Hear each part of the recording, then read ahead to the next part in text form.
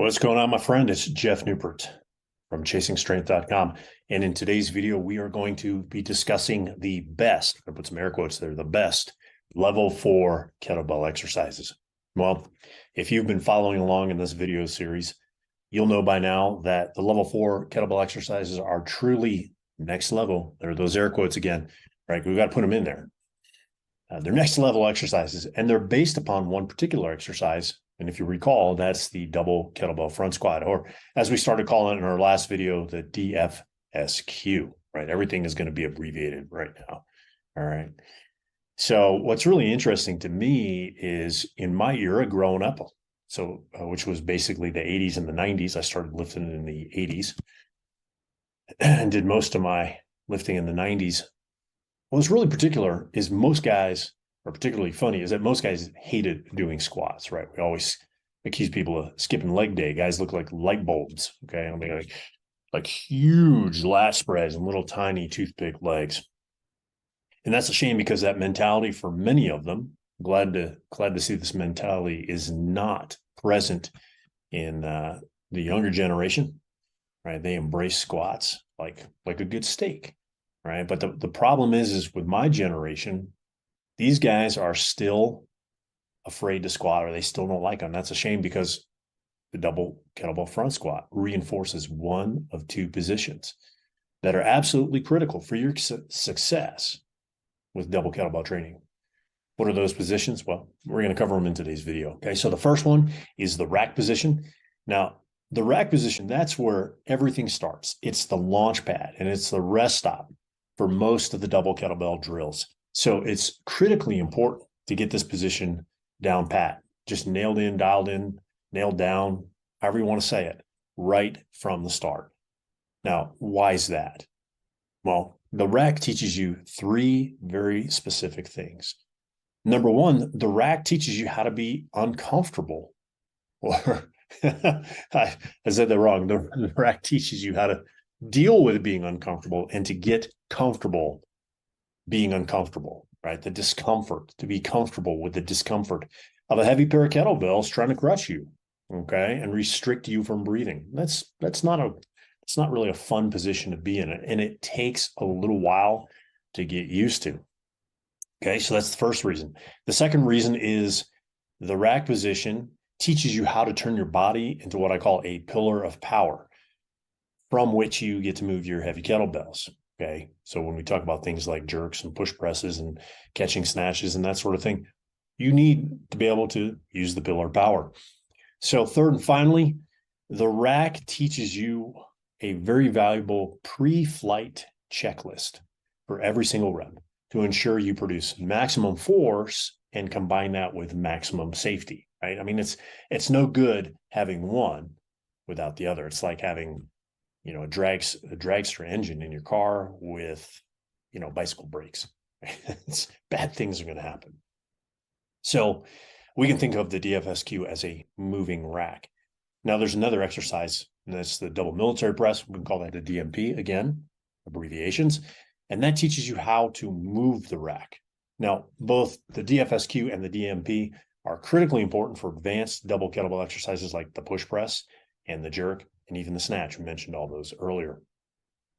And that's because these are all performed explosively. So you need to make sure you can produce, redirect, and absorb force quickly. Otherwise, well, you can get injured, right? Think again, dragster engine, bicycle brakes, okay? There are 5 major cues that you need to know in order to develop a strong rack. I'm not going to cover them in this video. Perhaps we'll do it in some other video. You can find those in my video program, my video series called Kettlebell Strong. I'll put the link. I think I'll put the link below this video for you to check out if you want to. So the second mission critical position is actually what we call the setup. And that's the setup position of the kettlebells and your body from the floor. You can also think of this as your stance, right? Now, your stance starts with your double kettlebell clean, because the DCL, right, here we are, abbreviations, we got DFSQ, DMP, DCL. That's the delivery system into the rack, right? Boom, right here. So the DCL, or the clean, teaches you how to get the kettlebells up here into the rack. And if that delivery system is off because your stance is off, then you're going to have a hard time setting up the rack correctly in order to do everything you want to do from that rack position. Okay, so a little bit more about the setup. Okay, your stance is going to be wider than it is using a single kettlebell.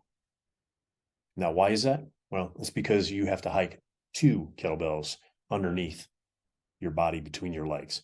Okay, and in order to do that, you're going to need to incorporate more knee bend, which means you're going to need to recruit more of your quads, the old quadriceps, right? Another reason to have a strong DFSQ, a strong front squat.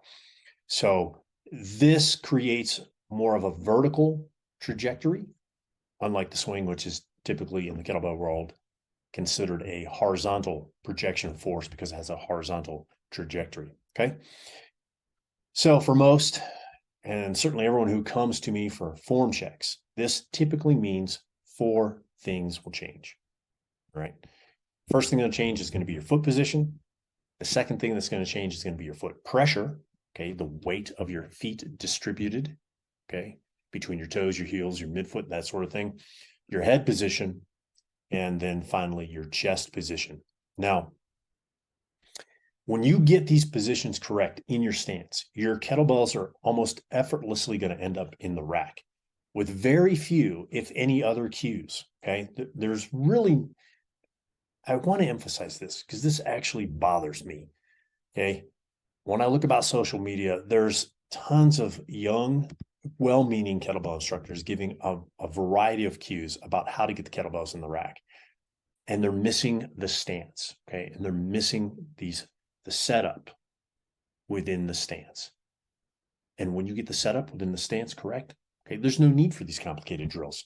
The kettlebells literally just, they roll up the front of your body right here into the rack. Okay.